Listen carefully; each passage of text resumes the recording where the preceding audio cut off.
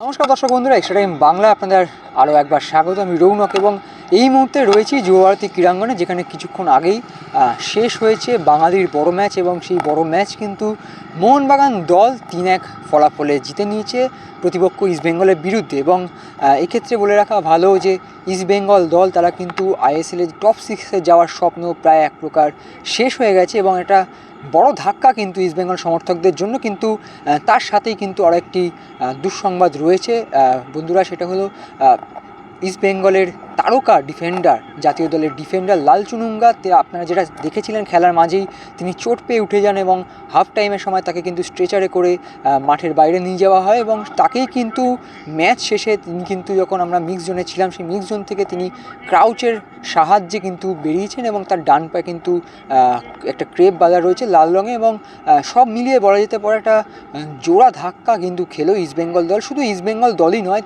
লাল চুনুঙ্গা কিন্তু ভারতীয় দলের একজন অত্যন্ত গুরুত্বপূর্ণ সদস্য এবং আপনারা জানেন আগামী 22শে মার্চ এবং 26শে মার্চ ওয়ার্ল্ড কাপের যে কোয়ালিফায়ার রাউন্ড রয়েছে ভারতের আফগানিস্তানের বিরুদ্ধে, সেই টিমেও কিন্তু যদি ফিট থাকতেন লাল চুনুঙ্গা তিনি কিন্তু থাকতেন। আমরা যেমনটা এশিয়ান কাপেও দেখেছিলাম, সেখানেও কিন্তু লাল চুনুঙ্গা ছিলেন দলের সাথে। তো অবশ্যই এটা বড় ধাক্কা হলো এটা ইস্টবেঙ্গল দলের সাথে সাথে ভারতীয় দলের জন্যই। এবং যদিও এখনও পর্যন্ত কতটা গুরুতর চোট সেই বিষয়ে কিন্তু কোনো আপডেট পাওয়া যায়নি ম্যানেজমেন্টের তরফ থেকে, তবে যেটুকু আপডেট ক্রাউচের মাধ্যমেই, ক্রাউচের সাহায্যেই কিন্তু মাঠ ছাড়লেন এবং যুবভারতী ছাড়লেন লাল চুনুঙ্গা। এবং পরবর্তী আপডেট অবশ্যই পেলে আপনারা জানাবো। ভিডিওটি ভালো লাগলে লাইক করুন, শেয়ার করুন বন্ধুদের সাথে এবং সাবস্ক্রাইব করুন এবং ফলো করুন এক্সট্রা টাইম বাংলার ইউটিউব এবং ফেসবুক চ্যানেল।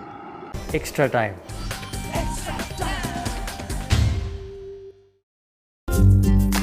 লেটেস্ট নিউজ আর এক্সক্লুসিভ ভিডিওর সঙ্গে আপডেট থাকতে এখনই সাবস্ক্রাইব করুন আমাদের ইউটিউব চ্যানেল। বেল আইকনে ক্লিক করতে ভুলবেন না যেন।